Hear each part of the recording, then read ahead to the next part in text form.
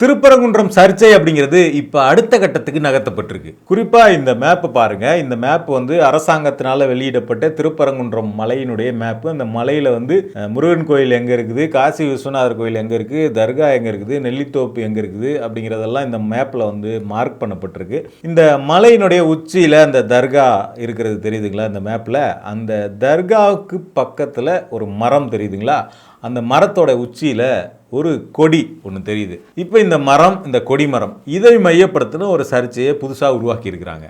முருகன் கோவிலுடைய ஸ்தல விருட்சம் கல்லத்தி மரம். அந்த கல்லத்தி மரத்தில் அவங்க கொடி எப்படி இருக்கலாம்? அந்த கொடி உடனே அங்கேருந்து ரிமூவ் பண்ணணும். அந்த ஸ்தல விருட்சத்தில் அவங்க கொடிங்கிறது ஆக்கிரமிப்பு.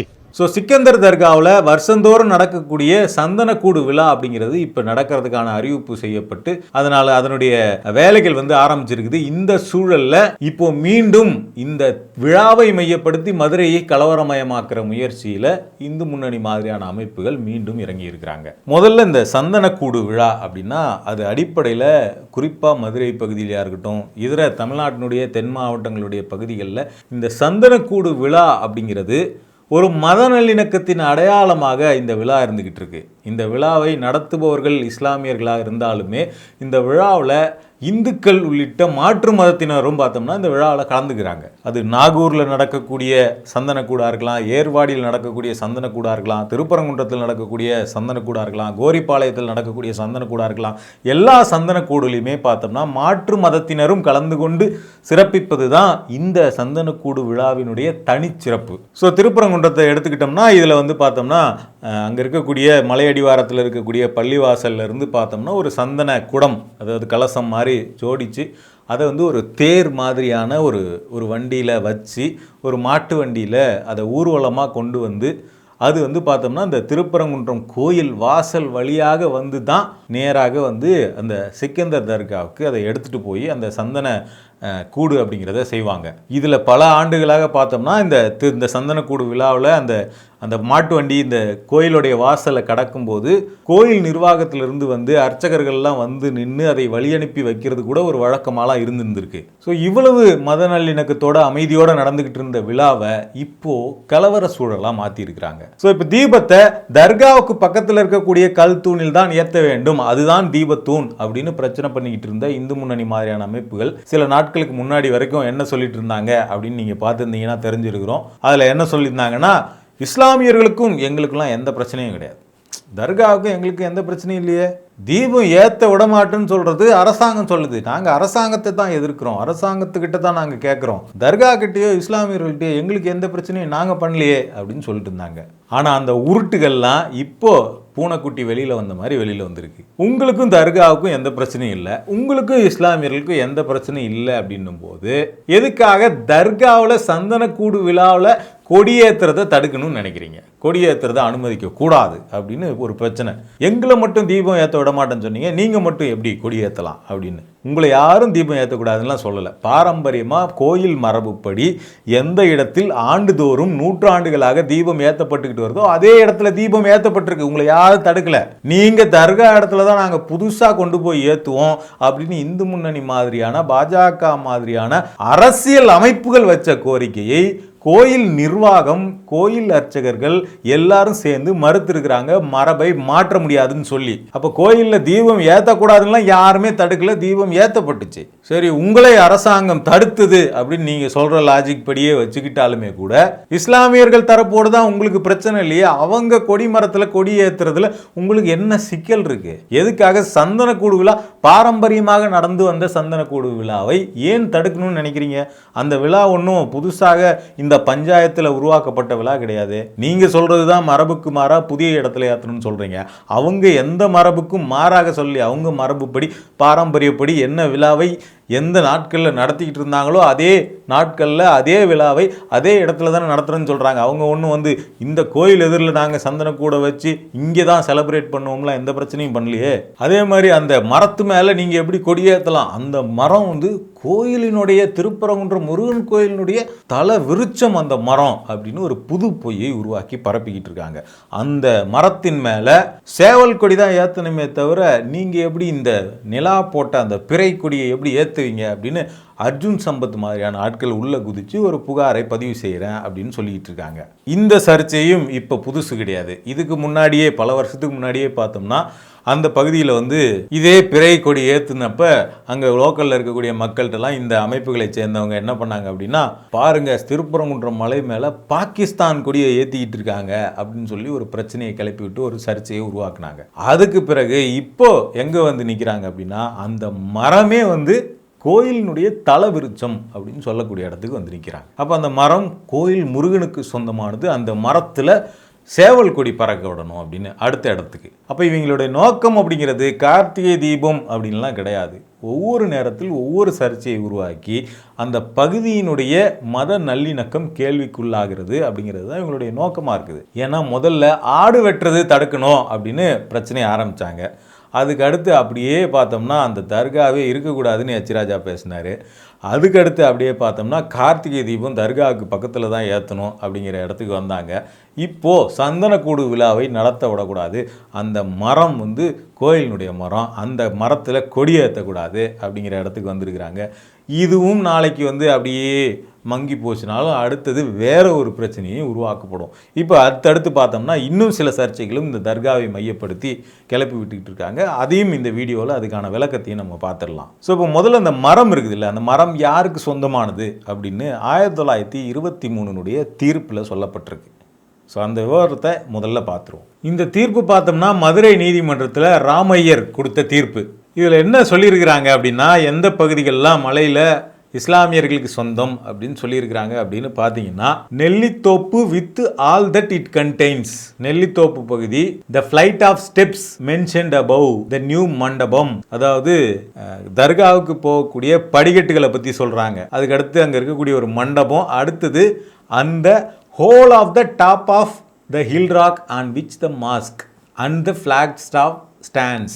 அதாவது மலை உச்சியில் தர்காவும் அதனுடைய கொடிமரமும் இருக்கக்கூடிய அந்த மலை உச்சி இருக்குது இல்லைங்களா, அந்த மலை உச்சி மொத்தமாகவே, அந்த மலை உச்சி ரொம்ப முக்கியமான பகுதி இது, அந்த மலை உச்சி மொத்தமாகவே தர்காவுக்கு சொந்தம் அப்படின்னு தான் ரொம்ப தெளிவாக இந்த தீர்ப்பு வரையறுத்திருக்கு. இதுக்கு மேலே இதில் பேச்சே கிடையாது. இதையே தான் லண்டன் பிரிவி கவுன்சிலும் உறுதிப்படுத்தியிருக்கு. இப்போ வந்துட்டு அந்த மரம் கோயிலுடைய தலை விரிச்ச மரம் அப்படின்னு ஒரு கதையை கிளப்பி விட்டுக்கிட்டு அங்கே கொடி ஏற்றக்கூடாது அப்படின்னு பிரச்சனை பண்ணிக்கிட்டு இருக்காங்க. சரி, உண்மையிலேயே அந்த மரம் தான் உண்மையிலேயே தலை விரிச்சமா அப்படிங்கிறதுக்கு ஏதாவது ஆதாரம் இருக்குதா அப்படின்னு சொல்லிட்டு திருப்பரங்குன்றம் கோயிலினுடைய நிர்வாகம் வெளியிட்டிருக்கக்கூடிய திருப்பரங்குன்றம் கோயில் தல வரலாறு அந்த புத்தகத்தில் என்ன சொல்லப்பட்டிருக்கு அப்படின்னு பார்த்தோம்னா, திருப்பரங்குன்றம் கோயிலினுடைய ஆதி மரம் கல்லத்தி மரம். ஸோ இந்த கல்லத்தி மரம் அப்படிங்கிறத வச்சுக்கிட்டு தான் அந்த மரமும் கல்லத்தி மரம், அதுதான் இந்த வரலாறு அப்படின்னு சொல்லிட்டு இருக்காங்க. ஆனால் இந்த மாதிரி கல்லத்தி மரம் இன்னும் அந்த மலையில் பல இடங்களில் இருக்குது அப்படிங்கிறது தான்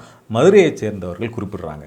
அதில் கோயிலினுடைய தல மரமாக எதை சொல்கிறாங்க அப்படின்னா, இந்த மரம் திருவாச்சி மண்டபத்தின் கீழ்ப்புறம் லட்சுமி தீர்த்தம் செல்லும் வழியில் வசந்த மண்டபம் வாசல் அருகே அமைந்திருக்கிறது அப்படின்னு சொல்கிறாங்க. ஸோ மலை உச்சியில் இருக்கக்கூடிய அந்த மரம் தான் கோயிலினுடைய தலை விரிச்ச மரம், ஆதி மரம் அப்படின்லாம் இந்த தல வரலாறு புத்தகத்திலேயே சொல்லப்படலை. ஸோ அதில் ஒரு மிகப்பெரிய உருட்டு வந்து இப்போ உருட்டப்பட்டுக்கிட்டு இருக்குது. அடுத்தது இன்னொரு ஃபோட்டோ ஒன்று பரப்பி அதில் என்ன பண்ணுறாங்க அப்படின்னா, 1858 எடுத்த ஒரு அரிய வகை புகைப்படம் இது அப்படின்னு சொல்லி திருப்பரங்குன்றத்தோட மலையோடைய ஃபோட்டோவை பாருங்கள். இதில் இந்த தர்காவே கிடையாது. இப்போ அதுக்கப்புறம் வெள்ளைக்காரங்காலத்தில் கட்டி நம்மளை இவங்க வந்து இப்போ இந்துக்களை ஏமாற்றிக்கிட்டு இருக்காங்க அப்படின்னு ஒரு ஃபோட்டோவை பரப்பி விடுறாங்க. இந்த ஃபோட்டோவை பார்த்துக்கிங்க. இந்த ஃபோட்டோவை சரி, இந்த ஃபோட்டோவினுடைய சோர்ஸ் என்ன அப்படின்னு தேடி போனோம்னா, இதை வந்து லினேயஸ் ட்ரைப் அப்படிங்கிற ஒரு வெள்ளைக்கார புகைப்பட கலைஞர் இந்த ஃபோட்டோவை 1858 எடுத்திருக்கிறார். அப்போ அந்த ஃபோட்டோவை அப்லோட் பண்ணியிருக்கிறாங்க. அந்த ஃபோட்டோவை பற்றின குறிப்புகளாக அதில் என்ன கொடுத்துருக்குறாங்க அப்படின்னு பார்த்தோம்னா,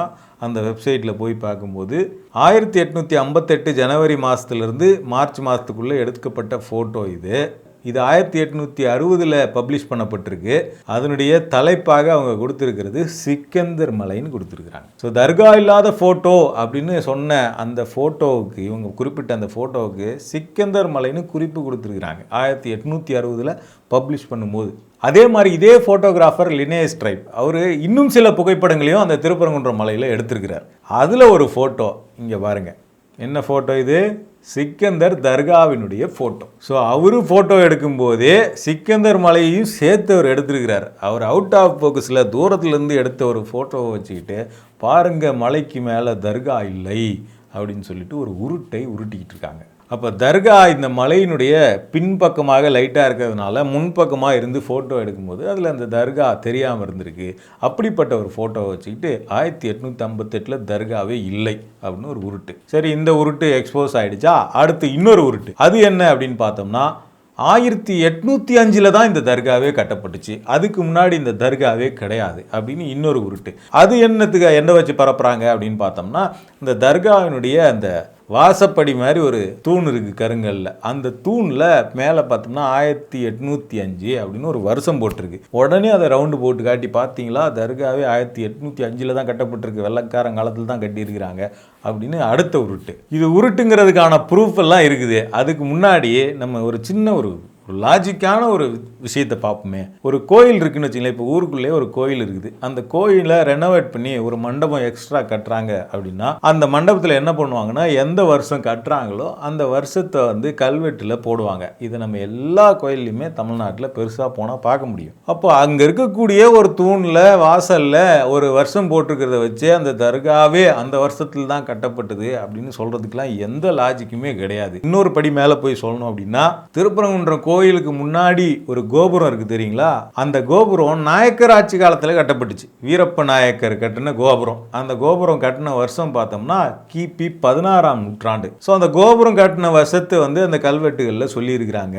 அதனாலே இந்த கோபுரம் பார்த்தோன்னா 16ஆம் நூற்றாண்டில் கட்டியிருக்காங்க. அப்போ அந்த கோயிலினுடைய காலம் அப்படிங்கிறது 16ஆம் நூற்றாண்டு அப்படின்னு சொன்னால் ஒத்துக்க முடியுமா? முடியாது. ஏன்னா திருப்பரங்குன்றம் குடைவரை கோயில் அப்படிங்கிறது ரொம்ப பழமையான கோயில் அப்படிங்கிறது எல்லாருக்குமே தெரியும். ஸோ அதே மாதிரி தான் இந்த தர்காவில் அந்த தூணில் இருக்கக்கூடிய ஒரு வருஷத்தை வச்சு ஒரு உருட்டு வந்து உருட்டுறாங்க. அது ரெனோவேட் பண்ண ஆண்டு. இப்போ இந்த தர்கா 1805க்கு முன்னாடியே அங்கே இருந்திருக்கு அப்படிங்கிறதுக்கு பல குறிப்புகள் இருக்கு. பல நூற்றாண்டுகளாக அந்த தர்கா அங்கே இருக்கிறதுக்கான பல குறிப்புகள் இருக்குது. அதில் குறிப்பாக பார்த்தோம்னா மருதநாயகமாக இருந்து யூசுப் கானாக உருப்பெற்ற அந்த படை தளபதி இருக்கார் இல்லைங்களா?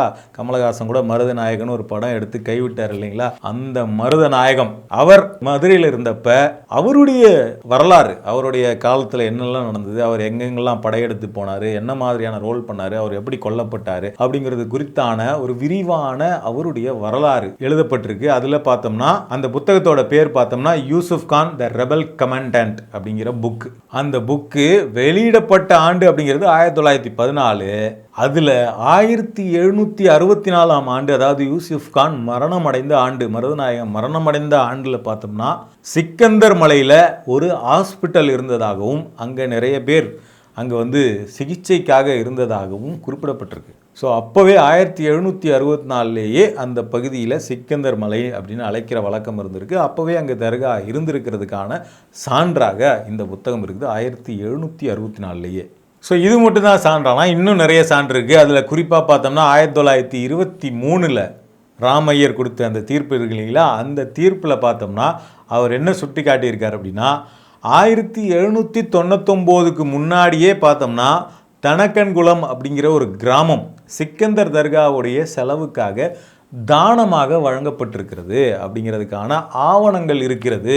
அந்த காலத்தினுடைய ரெஜிஸ்டர், அதாவது இனாம் ரெஜிஸ்டர், மானியம் ரெஜிஸ்டர், இந்த ரெஜிஸ்டர்களை எல்லாம் ஆய்வு பண்ணி அவருடைய தீர்ப்பில் அவர் கொடுக்கும்போது 1799க்கு முன்னாடியே அந்த கிராமம் இந்த தர்காவுக்காக தானமாக கொடுக்கப்பட்டிருக்கிறது அப்படிங்கிறதுக்கான சான்றுகளை அவர் கொடுத்துருக்கிறார் அவருடைய தீர்ப்பில்.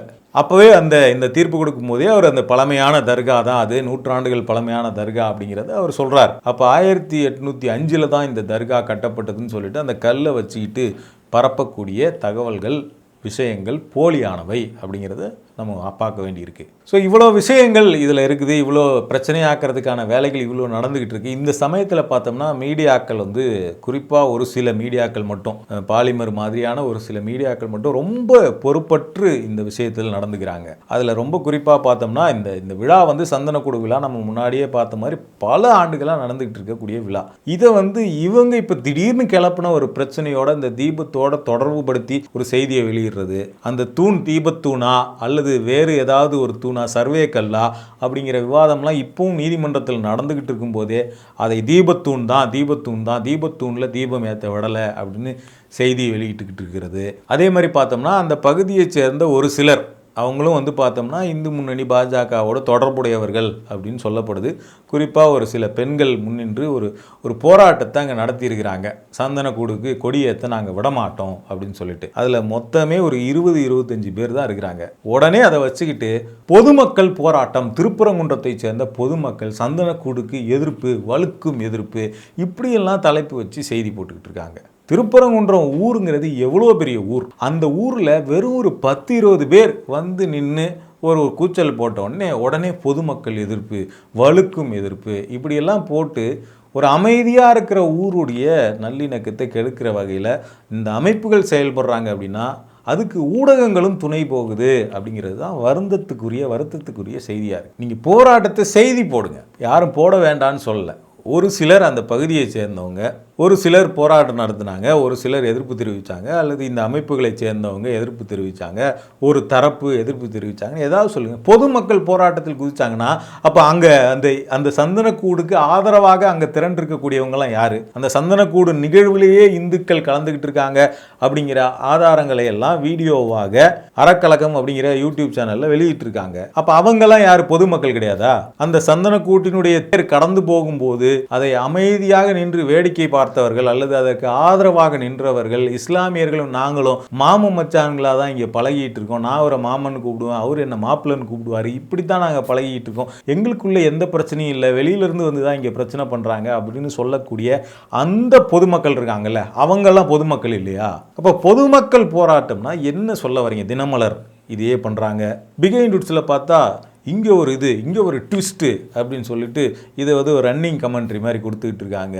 அடிப்படையில் முதல்ல சமூக நல்லிணக்கத்துக்கு மக்களுடைய மனங்களை பிரதிபலிக்கக்கூடியதாக ஊடகங்கள் இருக்கணும். மக்களுடைய மனசில் இல்லாத ஒன்றை விதைக்கக்கூடிய வேலையை ஊடகங்கள் பண்ணிக்கிட்டு இருக்கக்கூடாது. அப்போ பாரம்பரியமாக நடந்துக்கிட்டு வரக்கூடிய ஒரு விழாவுக்கும் புதுசாக அறிமுகப்படுத்தணும் ஒரு சடங்கு அப்படின்னு வைக்கக்கூடிய ஒரு கோரிக்கைக்கும் வித்தியாசம் இருக்குது. பாரம்பரியமாக நடந்துட்டு வர்ற தீபத்தை யாரும் தடுக்கலை. அதே மாதிரி பாரம்பரியமாக நடந்துக்கிட்டு வரக்கூடிய சந்தனக்கூடு விழாவை யாரும் தடுக்கிறதுக்கு யாருக்கும் உரிமையோ அதிகாரமோ கிடையாது. உண்மையிலேயே இந்த விஷயத்தில் பாதிக்கப்பட்ட தரப்பாக, ஒரு மரபு நிறுத்தப்பட்ட தரப்பாக, ஒரு பாரம்பரியமாக ஃபாலோ பண்ணிட்டு வந்த ஒரு வழக்கம் நிறுத்தப்பட்ட தரப்பாக ஒரு தரப்பு இருக்கிறாங்கன்னா அது வந்து இந்த தர்கா தரப்பு தான் நம்ம சொல்ல முடியும், இஸ்லாமிய தரப்பு தான் சொல்ல முடியும். ஏன்னா இந்த சந்தனக்கூடு விழாவை ஒட்டி கந்தூரி விழா நடக்கிற வழக்கமும் தொடர்ச்சியாக இருந்துட்டு வந்த ஒரு மரபு தான் அது. அங்கே வந்து ஆடு வெட்டி, ஆடு நேர்ந்து விட்டு, வேண்டுதலுக்காக ஆடு நேர்ந்து விட்டு அங்கே வெட்டி சமைச்சு படைச்சி அங்கேயே படையல் போடுற வழக்கம் அப்படிங்கிறது அந்த தர்காவில் நீண்ட காலமாக நடந்துட்டு வந்த பழக்கம்.